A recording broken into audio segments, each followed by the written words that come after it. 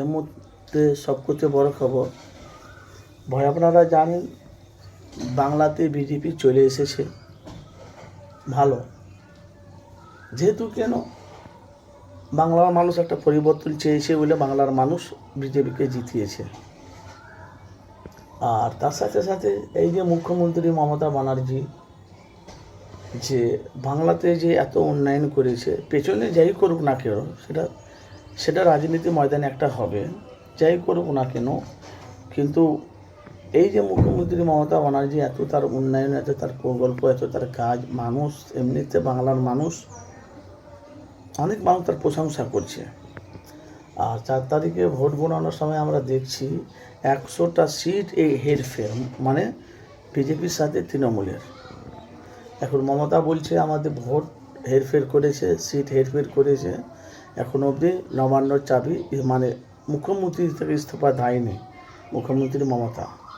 এখন ধর্নায় বসবে কি জানি না, কিন্তু ফুরফুরা শরীফের নওশাদ সিদ্দিকীর চাচা ইব্রাহিম সিদ্দিকী উনি নিচে বলছে বিজেপিকে আনার একটা কৌশল মমতার।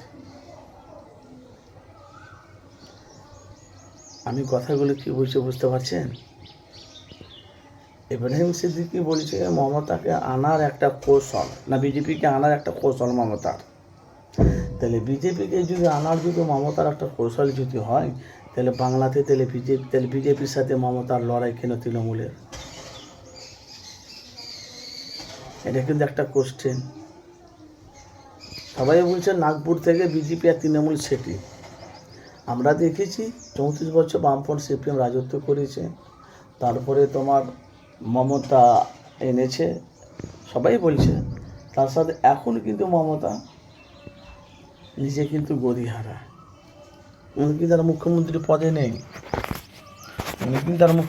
পদে নেই, এখন বিজেপির 4 জনের মধ্যে একজন মুখ্যমন্ত্রী হবে। কিন্তু এখন দেখো আবার ওরা বলছে সিআইডি কেস করেছে মুখ্যমন্ত্রী মমতা ব্যানার্জি। কিন্তু এই যে বাংলাতে যে এত যে উন্নয়ন প্রকল্পগুলো, এগুলো কিন্তু সব বাদ হয়ে যাবে, পাবে না। বাচ্চা থেকে, স্কুল থেকে, পুরী থেকে, আইবুড়ো মেয়েদের থেকে, বিয়ে থেকে কিছু কত কী প্রকল্প সব ধুলে সাত হয়ে যাবে। কিন্তু এখন দেখতে পাচ্ছি সমস্ত জায়গাতে পঞ্চায়েতে তালা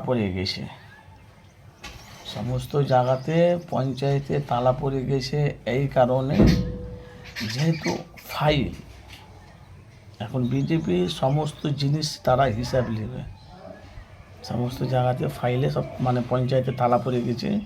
এবারকার বিজেপি সরকার এসেছে, তারা নতুন তারা আইন জারি করবে, মানুষের জন্য যদি ভালো কাজ করবে। কী কাজ করবে জানে, কিন্তু আগামী দিনে যে দিনটাই যে আসছে, যদি বাংলাতে যদি মমতা না বিজেপি সরকার যদি ভালো কাজ করে, তাহলে জানবে বিজেপিকে বাংলার মানুষ চাইবে, কে হিন্দু বলো আর কে মুসলমান বলো, বিজেপিকে চাইবে। কিন্তু মমতা বলছে না, মানে ইব্রাহিম সিদ্দিকী বলছে মমতা বিজেপিকে আনার একটা কৌশল, এদের সব ভেতর সেটিং আছে। তাহলে ভেতর যদি সেটিং থাকলো, তাহলে বিজেপি তৃণমূলকে হারালো, তাহলে নবান্নর চাবি, তাহলে ইস্তফা কেন মমতা দিচ্ছে না? নওশাদ সিদ্দিকী ভাঙড়ে একটা সিট পেয়েছে, ভাঙড়লেই ব্যস্ত, নওশাদ সিদ্দিকী ভাঙড়লেই ব্যস্ত।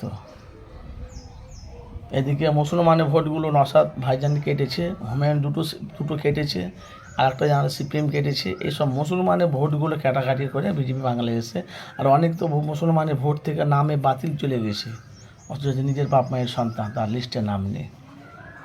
আপনাদের মতামত জানাবেন, এবার বিজেপি রাজত্ব কেমন চলবে বাংলা অবশ্যই জানাবেন। কিন্তু বিজেপিকে আনার একটা কৌশল মমতার, অভিষেক নাম ইব্রাহিম সিদ্দিকী বলছে নওশাদের আপন চাচা। আপনাদের মতামত জানাবেন অবশ্যই।